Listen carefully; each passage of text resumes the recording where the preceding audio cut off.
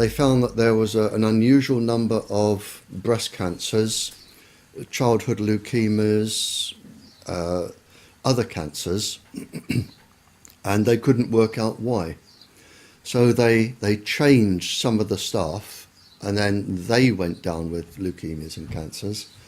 And again, they changed the staff, and then they looked into this and found they were being microwaved.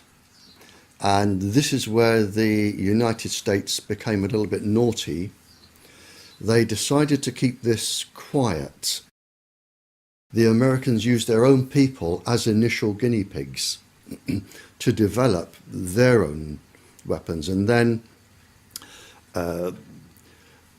when it was discovered what was going on, initially there was a denial that you always get. Then there was a cover-up report. And finally, a very renowned professor, I think he has about 18 professorships, John Goldsmith, he wrote the definitive proper report and found that low-level microwaves were causing an enormous amount of cancers and leukemias and ill effects.